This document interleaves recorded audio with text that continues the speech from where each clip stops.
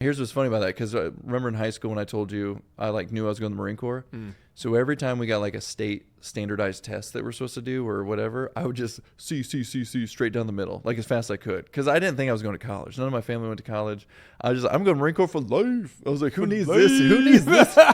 Who needs this? You just say C's Dude, the whole way, all bro. the way down. So they probably thought you were like on the spectrum. When they came in and said I was a special tester, I legit was like, oh, crap, I should have tried harder. I was like, there's probably all the special Marines. They give a helmet and crayons and say, go there. That was legitimately my first thought when they said special testers.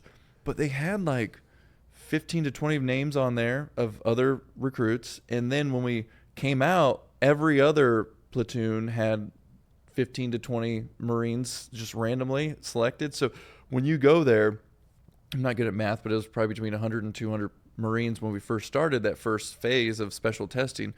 We would go and we'd sit down with like a clinician, psychiatrist person, and you're kind of like being sent to these rooms. They're like, do you talk in your sleep? Does your family travel out of the country? All these weird questions are like, you just answer them. Yeah. And then you go right back to normal boot camp. Like nothing happened.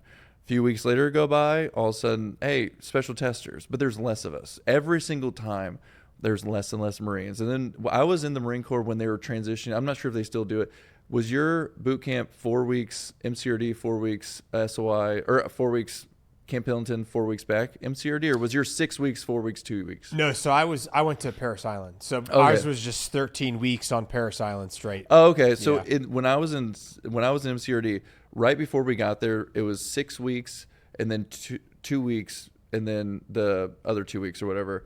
And that was because when we did the Crucible, because we had to go all the way up. When we went up the mountains, it was a little bit harder. Like your guys' was tougher on like the mental because the fleas and all the other swamps. Ours was on the strength because we'd have so many people roll their ankles, hurt themselves because we're going up those generous mountains and Reaper rocks and stuff. So they were actually having an issue with Marines getting their Eagle Globe and Anchor 2 weeks before graduating, and then all of a sudden they can't go to the fleet because they were injured. So they were still recovering from the Crucible. Oh, wow. So they decided with us to try out 4 weeks in MCRD, 4 weeks in Camp Pendleton where we did the Crucible, and then we'd have 4 weeks back to do the rest of it. So we got our Eagle Globe and Anchor like halfway through because of that, but I think they changed it back afterwards. Yeah, they probably did. But when I was doing that, I feel so bad for my dude who was with me. I don't remember who it was, but it's when they split us off to do fire holes, or what do you call it? Freaking when you're just digging foxholes. Like when you're digging like 2-man foxholes, we're supposed to do a thing where you cut it out, 2-man foxhole, make the grenade slump, all the stuff where you're in recruit training. Yeah, it was when we went to San Diego. We had to do that in a training thing, and so because I remember